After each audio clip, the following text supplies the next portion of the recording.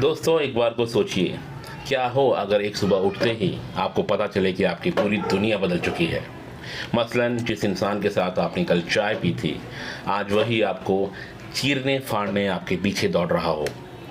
कानून खत्म, सरकार गायब, टोटल अनाकी और इंसानियत शायद सबसे पहले वही मर चुकी हो। दोस्तों, यही दुनिया है मृत्यु भूमि की। और यकीन मानिए, ये सिर्फ एक ज़ॉम्बी सीरीज़ नहीं है, ये इंसानों के भीतर छिपे असली राक्षसों की कहानी है। जानेंगे और भी बहुत कुछ आज के इस वीडियो में। मेरा नाम है धीरेन्द्र और आप देख रहे हैं कॉमिक्स एनिमल।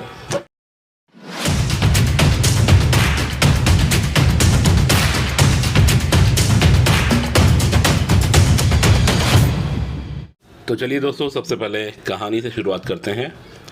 कहानी का मैदान है कोलकाता, जहां पर एक रहस्यमयी ज़ॉम्बी महामारी ने पूरे शहर को निगलना शुरू कर दिया है। हमारे साथ इस सफ़र पर हैं कोलकाता के डीसीपी सम्राट मुखर्जी। वो एक पुलिस अधिकारी हैं, एक पति हैं, एक पिता हैं और सबसे बढ़कर एक ऐसा इंसान जिसे हर अगले मिनट अपने परिवार को ज़िंदा रखने की लड़ाई लड़नी है। भागते भागते कहानी पहुंचती है चौधरी भवन। ये एक पुरानी ज़मींदारी वाली हवेली है जो बाहर से सुरक्षित दिखती है, लेकिन सवाल वही है, क्या ज़ॉम्बी सिर्फ बाहर हैं या कुछ अंदर भी छिपे हुए हैं।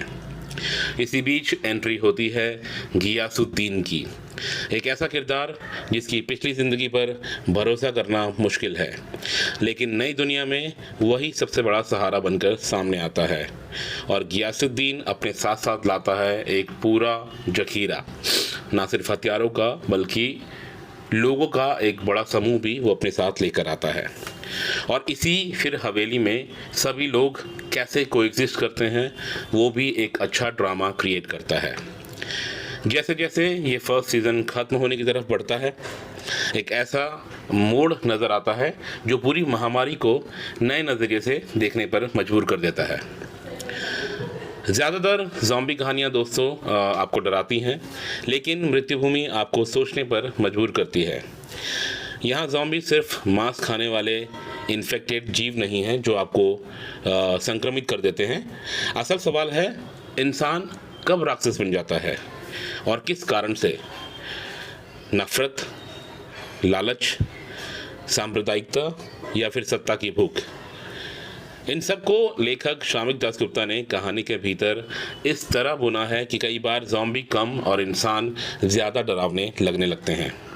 चलिए दोस्तों, अब बात करते हैं उस चीज़ की जो कि इस कॉमिक सीरीज़ की पहचान बन गई है, और वो है इसका black and white art work. रंगों की गैरमौजूदगी यहाँ कमज़ोरी नहीं बल्कि इसकी सबसे बड़ी ताकत है। हर साया, हर चेहरा, हर खामोशी और हर ज़ॉम्बी पहले से ज़्यादा डरावना महसूस होता है। पार्ट 1 और पार्ट 3 में आर्टिस्ट सुमंत गुहा ने शानदार काम किया है। ज़ॉम्बीज़ के चेहरे, एक्शन और उनके डेड एक्सप्रेशंस सब कुछ बेहद प्रभावशाली तरीके से बनाए गए हैं। वहीं पार्ट 2, 4 और 5 में आर्टिस्ट ऑर्को चक्रवर्ती ने भी उसी स्तर की क्वालिटी को बनाए रखा है। इनफैक्ट आर्टवर्क को वो 2 कदम आगे ही लेकर गए हैं। और सबसे अच्छी बात यह है कि दोनों कलाकारों के आर्टवर्क के बीच का ट्रांजिशन कहीं भी आपको झटका नहीं देता है। पूरी सीरीज़ एक सी महसूस होती है। लेटरिंग भी साफ़ सुथरी है, जिससे पढ़ते समय फ्लो कभी नहीं टूटता।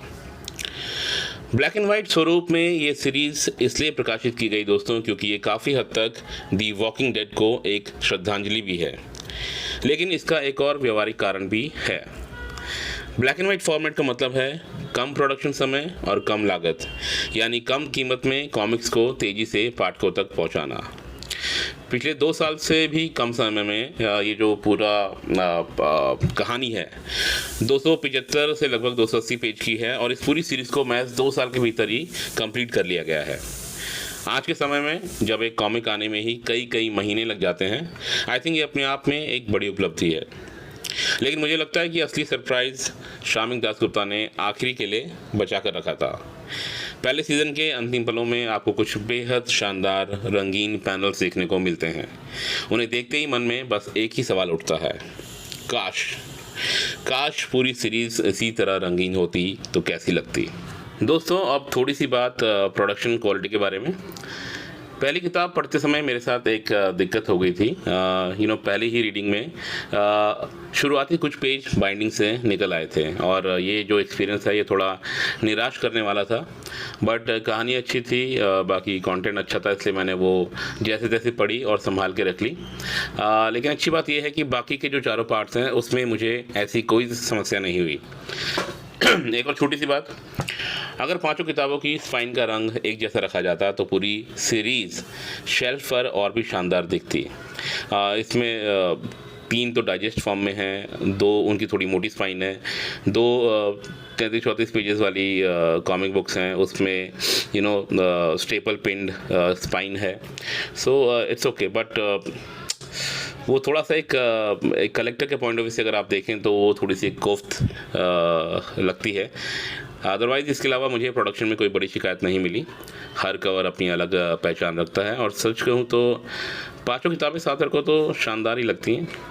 दोस्तों, अगर आप ऐसी ज़ॉम्बी कहानी ढूंढ रहे हैं जहां सिर्फ खून खराबा नहीं बल्कि भावनाएं भी हो, जहां सिर्फ सर्वाइवल वाली बात नहीं बल्कि इंसानियत का इम्तिहान भी हो, तो मृत्युभूमि सीज़न 1 आपकी पढ़ने वाली सूची में ज़रूर होनी चाहिए।